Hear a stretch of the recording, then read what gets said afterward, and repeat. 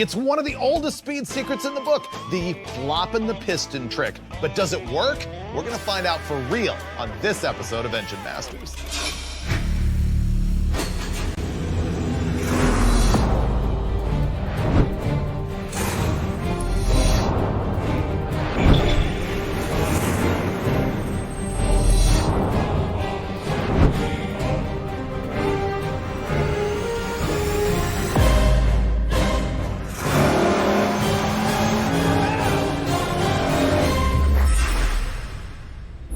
You take the piston out of one side of your engine, you flip it around, you stab it back in the other side. What have you done? You've changed your piston pin offset. The question is, why would you do it?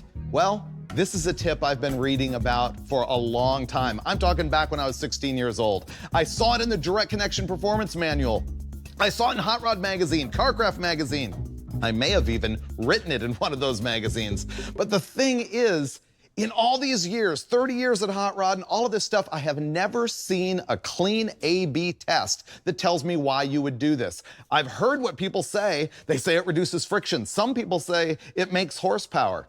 Others say it just makes the engine snappier. Circle track guys claim it makes the engine just rev quicker off the corner, but I've never seen a test. And so bottom line is, we had to test it. And that's what's gonna happen on this episode of Engine Masters. But first, I really gotta explain the why and wherefore of this, because you're in one of two camps. Old guy who's heard about it forever and believes it, or new guy who has never heard about it and goes, why would that matter? Okay, first of all, let's describe the piston pin and what the offset is. This is the connecting rod that connects to the crankshaft of the engine and makes it go up and down. This is the piston that rides in the cylinder bore. This piston pin or wrist pin or gudgeon pin is what allows the connecting rod to swing back and forth as the piston goes up and down. So you can put the piston pin on center, or you can move it one way or the other. To understand all of this, the first thing that you need to know about is the major and minor thrust surfaces in an engine. So we're going to be talking about a V8 with normal engine rotation, meaning if you're looking at the front of it, it rotates clockwise. This is a cutaway of a couple of cylinders. So the thing is, because of engine rotation and also because of combustion forces on the top of the piston, if you've got the pin perfectly centered, it ends up shoving the piston towards what we call the major thrust surface. And on a V8, that is always going to be on the left-hand side of the cylinder as you're facing the front. So it's important to note that it's not the inside of the V or the outside of the V. It's on the left side of this cylinder and left side of that cylinder. So that's where most of the force is happening. Now we can start to look at the piston pin situation. So here's the piston, and there is the pin. So you got the visual of what I'm doing here. The really common thing in the aftermarket and what they did in the earliest days was the pin was perfectly centered on the piston. The problem with that for the OE manufacturers is as the piston is traveling up and over top dead center, it will rock one way or the other, and it would make a little bit of a rattling noise. I think that probably happened in overlap, but it could also happen under the power stroke. And in the 50s, they wanted engines quiet. So what they did is they offset the piston pin over here towards the major thrust side of the piston. Now what that does is imagine that you've got a teeter-totter like this. And what we did is we just moved the fulcrum from on center to over here on the side. That means in addition to the things going on with engine rotation, you've now got more of the pressure of combustion coming down on this side, which is going to rock this piston in the cylinder, and it's going to put more pressure down here on the skirt and more pressure up here on this side. Those things, combined with the change in connecting rod angularity, which I'll explain later, are what is going to wedge that piston in the hole in a way that's actually going to keep it from making noise. So this is the front of the piston. The pin is offset this way, just as I've drawn. And so therefore, when the pressure is acting on it, it is going to wedge the piston this way, which you can see because the wear on the piston is at the top of the skirt on this side and the bottom of the skirt on that side. So that's the OE solution for making pistons quiet. But here's what the old school trick is that guys are claiming. Take the piston out of the engine, move it to the other side, essentially turn it upside down so that your piston pin offset is instead over here. That means it's moving it to the minor thrust side of the piston, which is also called moving it to the negative side or positive side. So negative right there is the trick. The question is, what's happening mechanically that makes this a presumed benefit? The first thing is friction. Let's go back here to our major and minor thrust surfaces. As I've shown you, the factory situation is cocking the piston like this. And by the way, I'm radically over-exaggerating this. By moving the pin over, it's changing it to do this. Basically, it's changing the fulcrum point on the teeter-totter. The thing is, in the stock configuration, all of the friction is here and here. That's where the contact is. What the piston swap is doing is moving it to here and here. The question I have about this is that the same friction in different places? Probably not, because what they're looking at is that the rotation of the engine and the pressure of combustion is trying to wedge it this way, and we're only compensating for it a little bit by moving the pin over there. So what you have to ask yourself is, if the factory setup is 100% friction, does the piston flop add up to less than 100%? Don't know. The next thing is connecting rod angularity. Now, what the advocates are saying is that with their modification, they're putting the connecting rod more in line with the beneficial angle on the crankshaft at the point of peak cylinder pressure, which is actually after top dead center by somewhere between 10 and 15 degrees. So let's have a look at that. In this drawing here, imagine this is the center line of the crankshaft, the main journals of the engine. This is the center line of the crank pin where the connecting rods bolt that spins around. So therefore, your stroke is twice this amount. So that's the stroke of the crankshaft right there. Then you've got the center line of the piston pin. So with a centered pin, which is done in virtually all of the aftermarket, you can line up all of those dots, and that is the point of the highest piston position. What's important to note about this is that the highest piston position is always going to be when the crank throw and the connecting rod are in a perfectly straight line. Now, once again, I'm going to wildly exaggerate. Imagine that this is offset, the pin is offset in the thrust direction like the factory does it. Now, all of a sudden, we know it's got to be lined up perfectly like that for the piston to be in its highest position. Notice that that means that this is now going to be over here. So the crank pin has moved a little bit. Now I'm going to show you what happens here with the piston flop. This is moving the pin in the performance direction towards the minor thrust side. And now, if I draw the center line of that, and then I assume that the center line of the crank pin has to go through that line, it moves over there. Let's look at how all of this affects that connecting rod angle. I'll start here with the OE design with a pin offset to quiet the piston rock. You can see that if I've got it lined up with the crankshaft, as the crank starts to rotate this direction and the piston moves down, the connecting rod is going to move like this.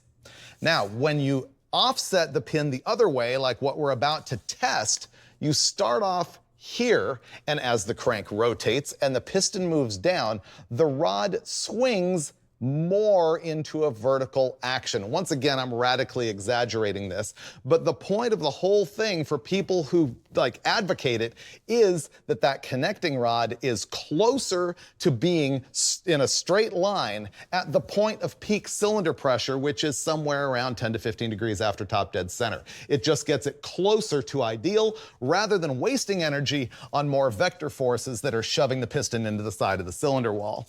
Really what this offset thing is doing is very similar to what happens when you put a longer connecting rod in an engine as it relates to the piston speed as it accelerates towards and away from top dead center. However, the change is far more minute. Here's another thing that you need to think about. I showed you here that the crank pin position, meaning the crankshaft angle, is different at top dead center depending on your piston pin position. So let's look at a comparison of centered pin, meaning 99.9% of the aftermarket, and the offset pin trick that we're testing here.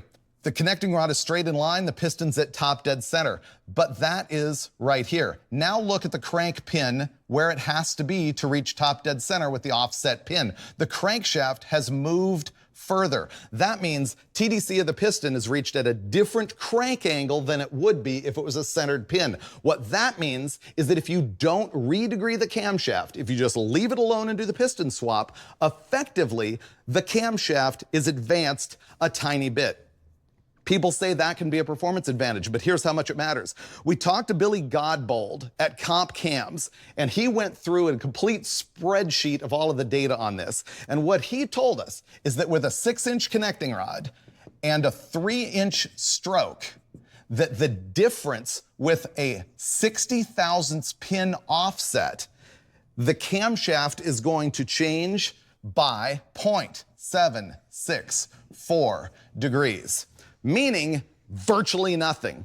And that number gets even smaller with a longer stroke or longer rod, making it even less relevant. So those are all the things that can potentially affect power in a good way. There are a couple of downsides. First of all, if you do this piston bank-to-bank flop trick, despite my conversation about the friction situation, we do know that the piston becomes less stable as it's crossing top dead center. And some race engine builders say that that can lead to a piston ring flutter problem that might hurt the induction side. The other thing is you might hear more noise because of that piston rock. I gotta be honest, in a hot rod, I don't think you're ever going to see it. So there's all the pros and cons. The question is, will it really work? Well, we're gonna dyno test it to find out. We've got Richard Holdner sitting in for Steve Brule on this episode, and Holdner just days ago did a junkyard scavenge of our 5.9 liter Dodge Magnum V8. That long block is bone stock, even with a stock camshaft. The only modifications are an upgraded throttle body, a ported intake manifold, and the exhaust headers that we're gonna run. So we'll slap it on the dyno, get a bunch of baseline runs as it is, then we're gonna tear it all apart, do a bank-to-bank swap on the pistons, and see once and for all if any of this really matters. Whew, I just gave a really long talk to the audience and I laid out all the facts and all the theories. But I have to say, going back to when I was the editor of Carcraft magazine, and I'm talking 1997, like when I met Dulcich and threw him out of my office. Yeah, you did. I did. I think way back then, I went on record saying, I don't believe in this piston reversal thing, it's not gonna work. But the fact is, I've never tested it. I've never seen a test of it. No. And, you know, furthermore, I know more about it today than I ever have because of all the research I've done in advance. And the bottom line to all of that is we have to test it. Exactly. That's it. Okay, so on this test, it's on you because we need to be down to perfection on water temperature, oil temperature. What are you gonna do? This is really, really important. If we're looking for nothing or a little bit of something or a lot of something, whatever it is, we have to make sure everything is exactly the same. So the oil temperature has to be exactly the same, the water temperature exactly the same, the air fuel, the timing, all of that stuff has to be spot on, the air temperature in the cell, all of that, so that if we make a change, we can see a change. Because we're presuming, honestly, if this does work, it's going to be a small change. So we want to make sure that we can accurately nail that. The last thing I want is for it not to do anything. Fire it up. So our first run is coming up right now. Off camera, we're actually going to do 3 or 4 of them, and it's bone stock. Let's go.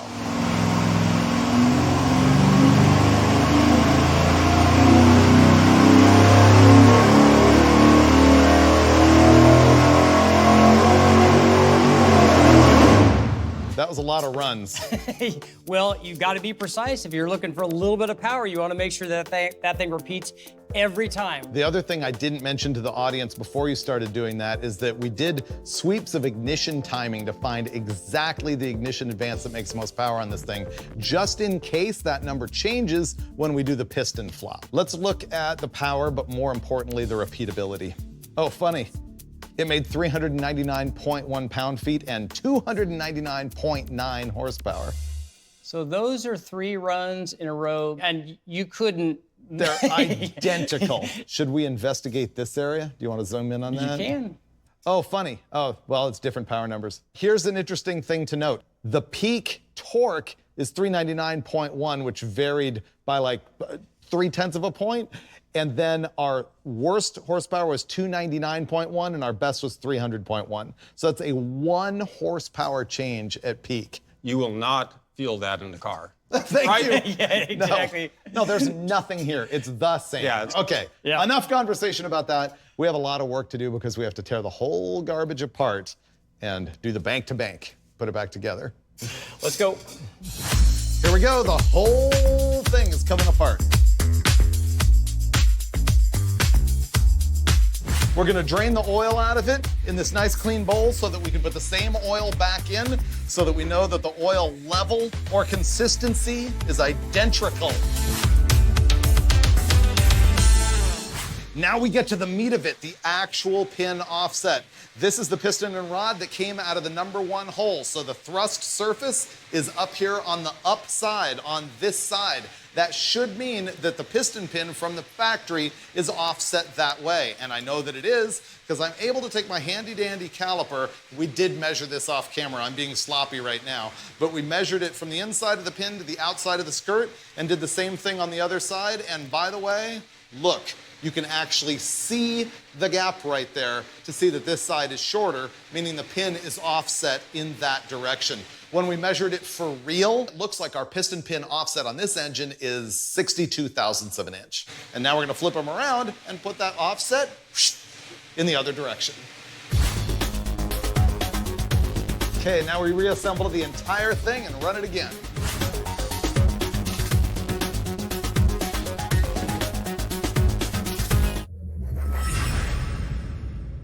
All right, man, it was a lot of work, but we got the pistons flopped bank to bank. So now we're gonna run it. Richard is once again gonna do a series of 3 tests, making sure that every single one of them starts at the same water temperature and at the same oil temperature. So here we go. I'm gonna fire it up and make some runs.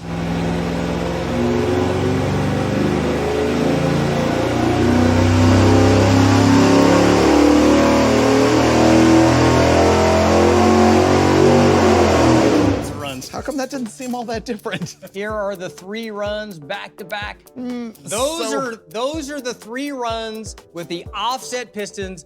Everything is stabilized as I could get it. Totally. And I will say the power numbers are up a tiny bit.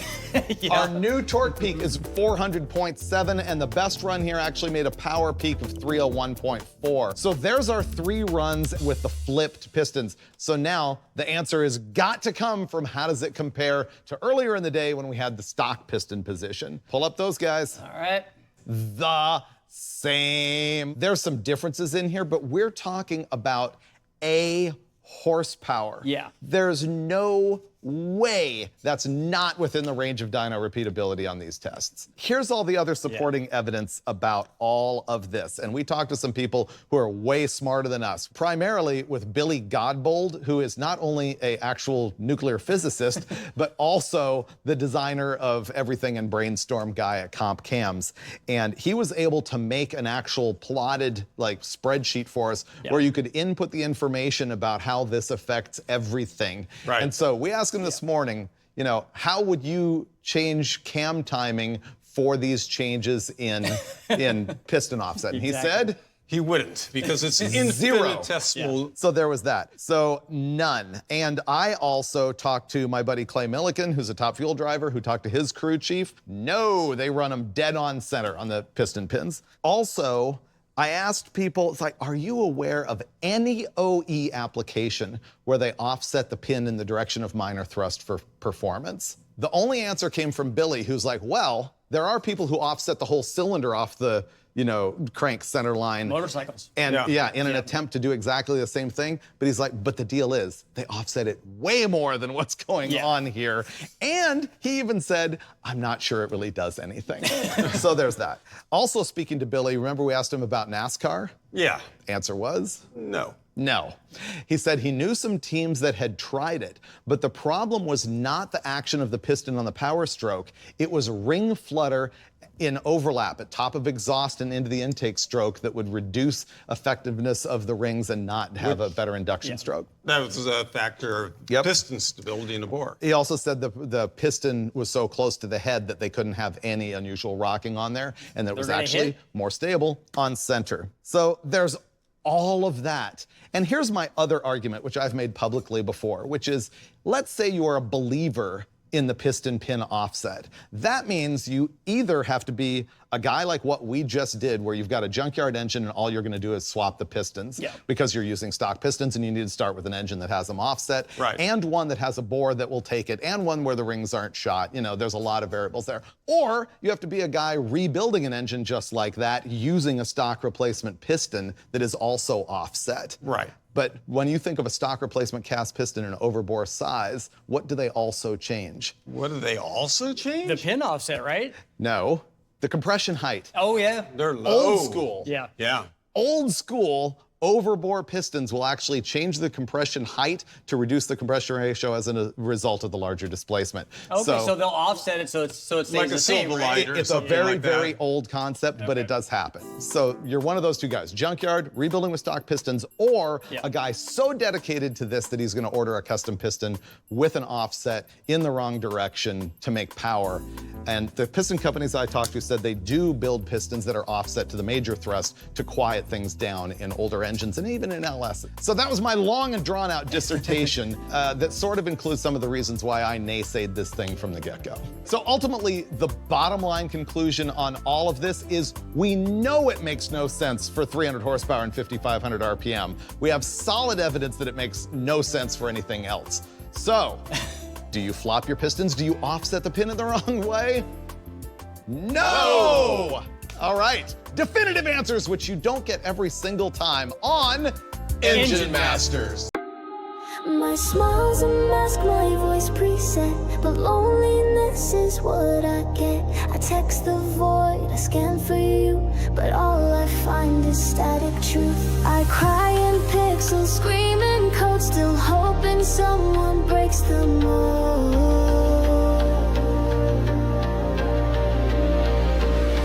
Binary tears, they fall unseen in a world that's lost between what is felt and what is fed. I'm alive but just half dead.